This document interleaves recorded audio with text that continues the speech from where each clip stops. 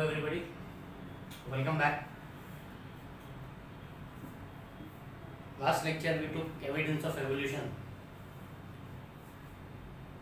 Now इस evidence of evolution को दो मेन साइंटिस्ट लोग ने सपोर्ट किया है. One is Charles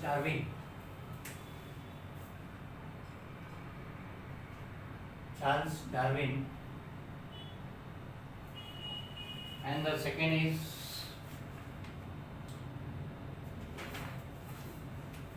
JB, short form में लिख रहा हूँ मैं, लमार्क. JB Lamarck. दोनों की थियोरी अलग है, दोनों की थियोरी कॉन्ट्रास्टिंग है, बट दोनों की थियोरी इम्पोर्टेंट है, तो थोड़ा उसके बारे में जानना ज़रूरी है. Okay, so we'll just go through it, we'll just study it through it, what exactly is proposed by them. First is Darwin's theory of natural selection. Charles Darwin had collected innumerable specimens of plants and animals, and depending upon the observation of those specimens, he published their theory of natural selection, which precedes survival of the fittest. सबसे पहले मेरे study के हिसाब से Charles Darwin ने करीबन 5 साल वॉयेज किया. शिप पे ट्रैवल करते करते अलग अलग कॉन्टिनेंट्स गया, अलग अलग species of plants and animals के वैरायटी वो जमा करते रहा. ओके, जमा करने के बाद उसने बहुत सारे स्टडीज़ की. स्टडीज़ करने के बाद उसने एक बुक बनाया, उसका नाम था ओरिजिन ऑफ स्पीशीज. उसने एक बुक लिखी, that is called origin of species. ठीक है. Now Charles Darwin had collected specimen of plants and animals, and depending upon the observation, पहले कलेक्शन किया, फिर उसके बाद ऑब्जर्व किया. ऑब्जर्विंग ये कलेक्शन को ऑब्जर्व किया, स्पेसिमेंस को ऑब्जर्व किया. ही पब्लिश्ड मतलब बुक में लिखा उसने, the theory of natural selection which preaches the survival of the fittest. ये मेन इंपॉर्टेंट पार्ट है, survival of the fittest. Survival of the fittest मतलब ये कि जो फिट है वही सर्वाइव करेगा. जो फिट है वही सर्वाइव करेगा. आपको पता है कि अगर कोई ओलंपिक में बड़ी रेस होती है और सपोज बहुत सारे लोग पार्टिसिपेंट होते हैं, मोर देन 60-70 पार्टिसिपेंट होते हैं, तो हर एक लीग बनाई जाती है और हर लीग में से एलिमिनेट किया जाता है. तो जो फिट होता है, जो सबसे फर्स्ट 3 नंबर पे आता है, वो आगे बढ़ते जाता है. और फिर लास्ट में जो मेन फाइनल कॉन्टेस्ट होता है, उसमें जो सबसे फिटेस्ट है वही रह जाते हैं, बाकी सब एलिमिनेट हो जाते हैं, बाकी सब रिजेक्ट हो जाते हैं. तो यहाँ पे लाइफ में भी वैसे ही है, सर्वाइवल ऑफ द फिटेस्ट की बात हो रही है कि जो फिट है वो सर्वाइव करेगा. क्लियर है? जो फिट है वो सर्वाइव करेगा. मैं एग्जांपल बता दूं, वो मैंने आपको बताया था कि पोलर बेयर फाइंड आउट, और कैमल के बारे में. कैमल डेजर्ट में फाइंड आउट, डेजर्ट में मिलता है, और पोलर बेयर आर्टिक में मिलता है ना. वो हो सकता है कि एक ज़माने में why camel was not in arctic region, why polar bear was not in the desert. हो सकता है कि एक ज़माने में होगा, बट दे कुड नॉट, वो सर्वाइव नहीं कर पाए होंगे. पोलर बेयर डेजर्ट की गर्मी नहीं सर्वाइव कर पाया होगा. कैमल जो है वहाँ की ठंडी नहीं सर्वाइव कर पाया होगा. इसके लिए वहाँ के लोग पेरिश हो गए होंगे. और वहाँ पे वो ठंडी को देखते हुए, नॉर्थ पोल और साउथ पोल की ठंडी को देखते हुए पोलर बेयर सर्वाइव कर गया. डेजर्ट की गर्मी को देखते हुए कैमल सर्वाइव कर गया. For this purpose, Darwin has published a book titled Origin of Species. While explaining the concept, Darwin says that all the organisms reproduce prolifically. All the organisms produce, अपनी population बहुत तेज़ी से बढ़ाते हैं. हर कोई जो ऑर्गेनिज्म है, भले से हो हाउस विजर्ड हो, भले से हो कैट हो, डॉग हो, ह्यूमन बींग्स हो, अपनी पॉपुलेशन को तेज़ी से बढ़ाते हैं. पॉपुलेशन तेज़ी से बढ़ती जाती है. Okay, they reproduce, they multiply prolifically, मतलब ये कि ग्रेट फ्रीक्वेंसी के साथ. फिर उसके बाद क्या होता है, अब उसके बाद इतने सारे लोग तो अपने अपनी जनरेशन बढ़ा रहे, और उसमें जीने की होड़ लगी रहती है, जीने की रेस लगी रहती है कि कौन जिएगा और कौन मरेगा। ठीक है, अभी ग्रास हॉपर कोई दिखा तो लिजर्ड उसको खाने की कोशिश करेगी, चूहा दिखा तो बिल्ली उसको खाने की कोशिश करेगी। तो इस वजह से वो चूहे के और ग्रास हॉपर के जो रेस है वो कम होने के चांसेस है। तो यहाँ पे जो होता है, जीने की होड़ लग जाती है, जीने की रेस लग जाती है। प्रोड्यूस तो सब करते हैं पर जीने की ताकत सब में नहीं रहती है। That is the first part. All the organism compete with each other, एक दूसरे कंपटीशन लगाते हैं कि तुम जियोगे कि मैं जियोगी, मैं ताकतवर कि तुम ताकतवर, who is more strongest. In A life threatening manner, मरो या मारो उस तरीके से, मरो या मारो उस तरीके से चलती है। Fine. In this competition only those organisms sustain, in this competition only those organism में रिपीट करूँ, लिविंग बींग्स की बात हो रही है, जिनमें लाइफ है उनकी बात हो रही है। In this competition only those organisms sustain which show the modification essential for winning the competition, जो अपने आप को बचा सकते हैं, जो अपने आप को ताकतवर जानवर से बचा सकते हैं, जो अपने आप को वेदर से बचा सकते हैं, जो अपने आप को सराउंडिंग के एटमॉस्फेयर से बचा सकते हैं, वही लोग जी सकते हैं, वही लोग जी सकते हैं। Clear? However, beside this, natural selection also plays important role because nature selects only those organisms which are fit to live and the rest perish. Nature, यहाँ पे तो सर्वाइवल ऑफ द फिटेस्ट की बात हो रही है, हर कोई अपनी पॉपुलेशन बढ़ा रहा है। अब मारो या मरो की बात हो रही है, हमको जीना है तो दूसरे को मार के जीना पड़ेगा, कम फाइन, दूसरे से बच के जीना पड़ेगा। ये पार्ट 1 है, survival of the fittest, part 1 है। पार्ट 2 क्या है? पार्ट 1 क्या है? Survival of the fittest. Part 2 क्या है? Natural selection. Natural selection, nature select कर रहा है। पोल्स पे पोलर बेयर को नेचर ने सेलेक्ट किया, डेजर्ट पे कैमल को नेचर ने सेलेक्ट किया। ठीक है, तो नेचुरल सिलेक्शन दूसरा पार्ट है, survival of the fittest first part है, नेचुरल सिलेक्शन सेकंड पार्ट है। Clear? However, beside this, natural selection also plays important role. Natural selection plays important role because nature selects only those organisms which are fit to live and the rest perish. जो nature के हिसाब से चल सकते हैं वही जिएंगे, बाकी लोग पेरिश हो जाएंगे, बाकी लोग मर जाएंगे, बाकी लोग एक्सटिंक्ट हो जाएंगे। Sustaining and selected organism can perform, उसके बाद क्या होता है? सिर्फ ताकतवर बच जाते हैं, नंबर 1, कमजोर खत्म हो जाते हैं, कमजोर पेरिश हो जाते हैं, कमजोर एक्सटिंक्ट हो जाते हैं। उसके बाद नेचर ने भी सेलेक्ट किया कुछ लोगों को, तो नेचर के सराउंडिंग के हिसाब से वो जिंदा रहते हैं। तो अब जो कमजोर थे और जो कमजोर थे, दूसरा जिनको नेचर ने डिसेलेक्ट किया वो पेरिश हो गए। अब बच्चे कौन? जो ताकतवर है। सस्टेन किसने किया? जो ताकतवर है और जिसको नेचर ने सेलेक्ट किया। Sustaining and selected organisms can perform reproduction and thereby give rise to new species. अब ये जो नए जो रह गए हैं, जो जिनको नेचर ने सेलेक्ट किया, जो सर्वाइवल ऑफ द फिटेस्ट बन के आए, जो अपने आप को ताकतवर बना के आए, जो जिनको नेचर ने सेलेक्ट किया, वो अपना नया रिप्रोडक्शन, जैसे पीछे पहले पार्ट में हो रहा है reproduction, they multiply prolifically, they multiply with great frequency. तो अब जो नया जनरेशन आता है वो ज्यादा ताकतवर आता है, वो ज्यादा नेचर के हिसाब से सेलेक्टेड आता है। ओके, सो सस्टेनिंग मतलब कंटिन्यूटी देना, and selected organism can perform reproduction and thereby give rise, नए टाइप के जानवर लोग, नए टाइप के organisms give rise to new species with their own specific characters, with their own specific and strong characters. Darwin's theory of natural selection was widely accepted for long duration, इसको accept किया गया, बहुत लंबे period पर accept किया गया, पर हर एक कोई ना कोई चीज़ में कोई ना कोई खामी होती है, कोई ना कोई शॉर्टकमिंग्स होती है। ओके, तो यहाँ भी however some objections were raised against the theory।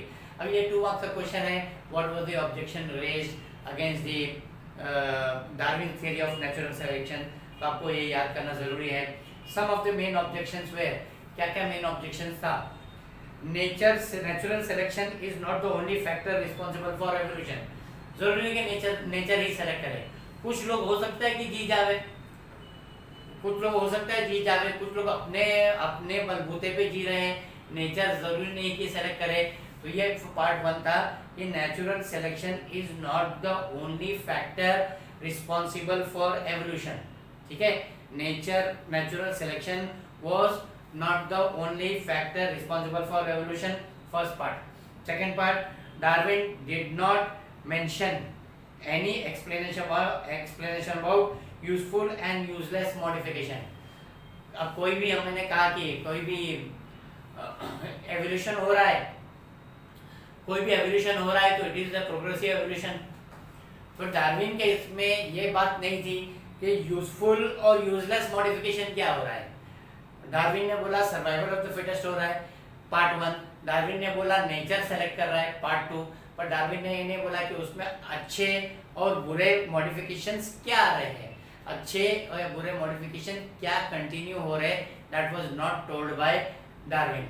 Fine.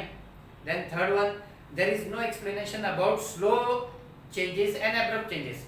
Darwin ने बोला खाली कि भाई नेचर सेलेक्ट कर रहा है, सर्वाइवल ऑफ द फिटेस्ट हो रहा है। उसने ये नहीं बोला कि स्लो चेंजेस या जल्द changes.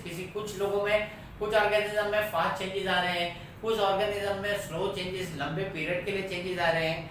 Why were this slow and fast changes? तो that could not be explained by Darwin. Okay, तो ये 3 पॉइंट है, ये 2 मार्क्स का क्वेश्चन है। तो you have to remember here the drawbacks of what are the main objections to Darwin theory of evolution. Fine. Irrespective of all these objections, Darwin's work on evolution has been a milestone। Milestone था, बहुत बड़ा काम किया, इसके Darwin का नाम हुआ, आपकी टेक्स्ट बुक में आया, तो माइलस्टोन तो होना ही है। Fine, okay. Then we come to the second part. ये Darwin theory of natural selection था, जो चार्ल्स डार्विन ने लिखा था, अपनी एक बुक में लिखा था उसने, ओरिजिन ऑफ स्पीशीज। उसका मेन पॉइंट था सर्वाइवल ऑफ द फिटेस्ट, और दूसरा पार्ट था नेचुरल सिलेक्शन। और there were three drawbacks, there were three objections,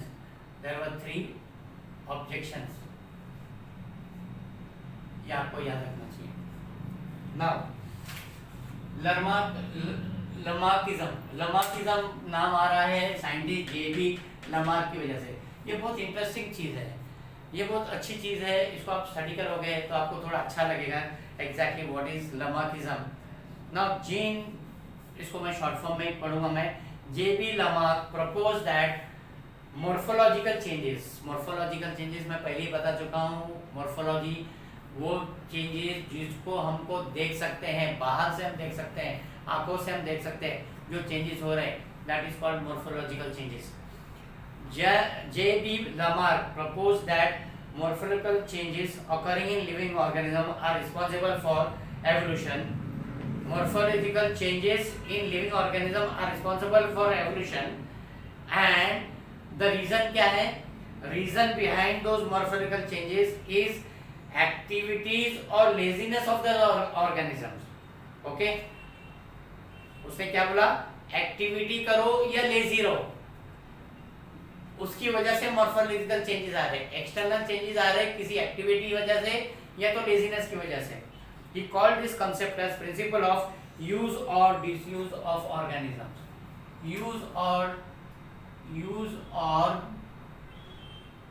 disuse of organs, activity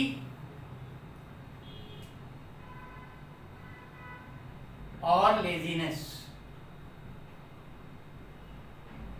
की वजह से मॉर्फोलॉजिकल चेंजेस आ रहे हैं।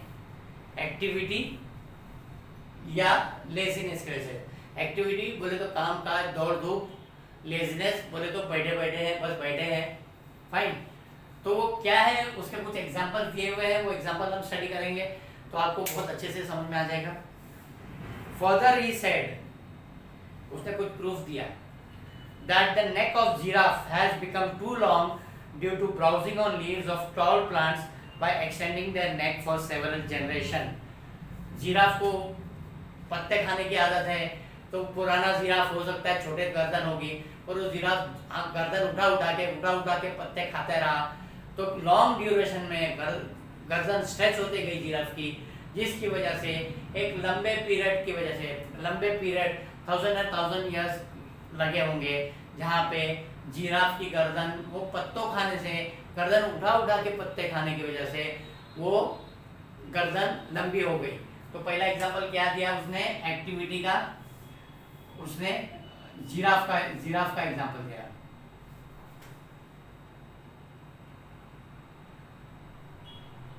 ठीक है, उसके बाद similarly shoulders of iron smith have become very strong due to frequent hammering movement. Iron smith बोले तो जो लोहे का काम करता है, जो लोहे का काम करता है तो उसके हाथ में एक हथौड़ा रहता है, तो हमेशा हथौड़ा उठा के मारते रहता है, लोहे पे मारते रहता है। तो उससे क्या होता है, उसके ये दोनों कंधे मजबूत हो जाते हैं। ओके, उसके दोनों कंधे मजबूत हो जाते हैं। यहाँ पे लेजीनेस की बात नहीं कर रहा हूँ मैं, यहाँ पे एक्टिविटी की बात कर रहा हूँ। तो ये सेकेंड, ये आपका एक, यहाँ पे मैं अलग लिख रहा हूँ, किसी रीजन से आपको बताना है बाद में मुझे। तो ये है आयरन स्मिथ। आयरन स्मिथ के कंधे मजबूत हो गए। क्यों मजबूत हो गए? क्योंकि वो बड़ा हथौड़ा उठा के मार रहा था लोहे पे, इसके लिए आयरन स्मिथ के कंधे मजबूत हो गए। Wing of birds like ostrich and emu have become weak due to no use. दो बर्ड्स हैं, ऑस्ट्रिच और ईमू, ये उड़ते नहीं है। तो इनके क्यों नहीं उड़ते हैं? क्योंकि इनके पर कमजोर है। पर कमजोर कैसे हुए? क्योंकि इनके पुरखे, इनके पास्ट जनरेशन लेजी होंगे, उड़ने की कोशिश नहीं किए होंगे। तो इसके लिए आने वाले जनरेशन में ऑस्ट्रिच और ईमू के पर कमजोर हो गए, जिसकी वजह से नहीं उड़े। ये लेजीनेस में आ रहा है, ये जिराफ का एक्टिवनेस में आ रहा है, गर्दन उठा के खाने का। ये आयरन स्मिथ का एक्टिवनेस में आ रहा है, हथौड़ा घड़ी मारने का, जिससे उसके कंधे मजबूत हो गए। Fine. Legs of birds like swan and duck have become useful for swimming due to living in water. दूसरा है तुम्हारा swan and duck. Swan and duck, ये पानी में रहते हैं। हमारी ऐसी उंगली है, हम ऐसे पानी में रखेंगे तो हमारे हाथ ऐसे डूब जाएगा, पर डक के और स्वान के यहाँ पे वेब जैसा लगा हुआ रहता है, जिससे वो अपने आप को फ्लोट कर सकते हैं।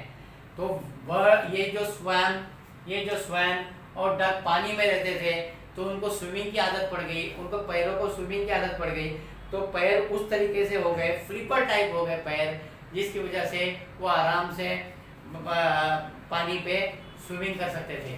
कंटिन्यूसली लॉन्ग टर्म पानी में रहने की वजह से उनको आदत पड़ गई।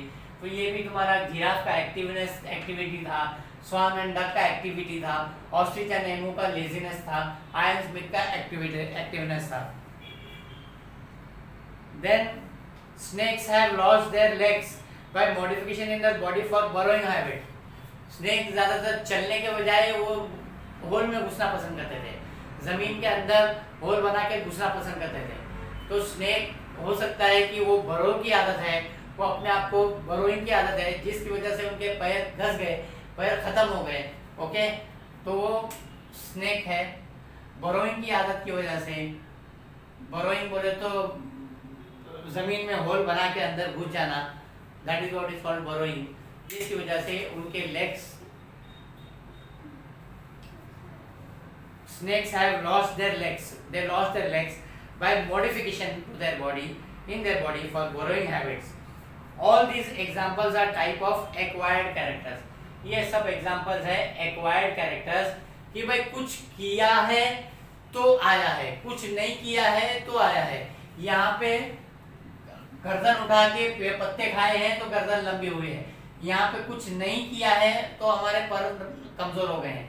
यहाँ पे पानी में स्विम किया है तो हमारे पैर जो है फ्लोटर्स बन गए हैं। यहाँ पे बरोइंग किया है तो हमारे we have lost our legs because we did not walk on the ground. हम लोग को बरोइंग की आदत हो गई है। आयन स्मिथ ने हथौड़ा मार मार के अपने कंधे मजबूत किए गए। तो ये एक्वायर किया गया, कुछ ना कुछ काम किया था, इसके लिए ये हुआ है। All these examples are types of acquired characters and are transformed from one generation to another. This is called as theory of inheritance of acquired characters. Theory of, ये डार्विन थियरी था, ये theory of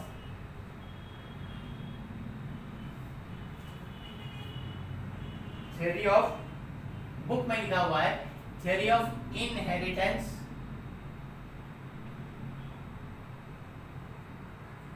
of acquired characters of Lamarckism, ठीक है। Development of organs due to specific activity or their degeneration due to no use। दो part दिया हुआ है, part 1 दिया हुआ है डेवलपमेंट, दो वर्ड दिया हुआ है यहाँ पे, डेवलपमेंट दिया हुआ है और डीजेनरेशन दिया हुआ है। Okay, development of organs due to specific activities, development of organs due to specific activities, okay, development of organs due to specific activities or their degeneration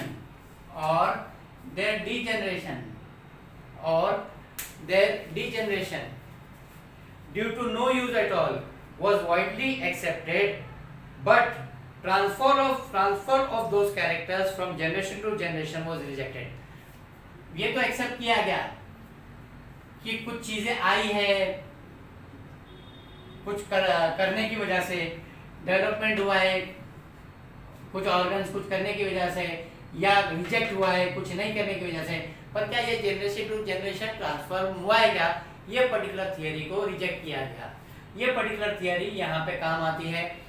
जरूरी नहीं कि आयन स्मिथ का अगर शोल्डर मजबूत हो गए तो आयन स्मिथ का बेटे का शोल्डर मजबूत हो गए। आयन स्मिथ का बेटा आलसी होगा, वो आयन स्मिथ का काम नहीं करेगा तो उसके शोल्डर मजबूत नहीं होंगे। तो जरूरी नहीं कि ये जनरेशन टू जनरेशन ट्रांसफर हुए, कंपल्सरी ऐसा ना हो, ऐसा नहीं होगा कि जनरेशन टू जनरेशन ट्रांसफर होगा। Because it has been verified many times that modification brought in us are not transferred to new generation, and thereby Lamarck's theory was disapproved। Because it has been verified, ये इससे ही verify हो रहा है, इस particular part से ही verify हो रहा है। Because it has been verified many times that modification brought in us are not transferred to next generation। आज हमारे में जो मॉडिफिकेशन लाएंगे जरूरी है कि हम आगे के जनरेशन में ट्रांसफर करेंगे। तो कहीं ना कहीं लमार्किज्म की थियरी को कहीं ना कहीं डिसअप्रूव किया गया। Thereby Lamarck theory was disapproved.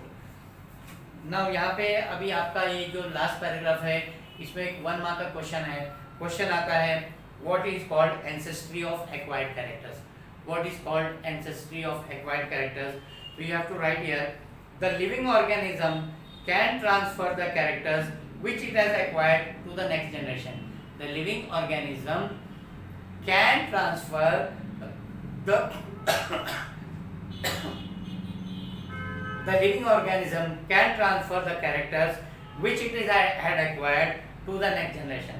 ठीक है, the living organism can transfer the characters which it has acquired to the next generation। This is called ancestry of acquired characters। This is called ancestry of acquired characters। ठीक है, तो ये दोनों part आपको ध्यान में रखो। What is Darwin theory of natural selection, एक यहाँ पे तुमको क्वेश्चन आ सकता है। फिर तुम लमार्किज्म तो उससे ज़्यादा इजी है, आप खाली एग्जांपल्स याद रख सकते हो, जिराफ का, ऑस्ट्रिच एमू का, स्वाइन डक का, स्नेक का और आयन स्मिथ का, तो मच मोर इजियर पैराग्राफ हो जाता है। फाइन, तो इसको थोड़ा थ्योरी पार्ट को अच्छे से कर लो ज़रा। May be in next lecture will complete your chapter. Okay, thank you very much.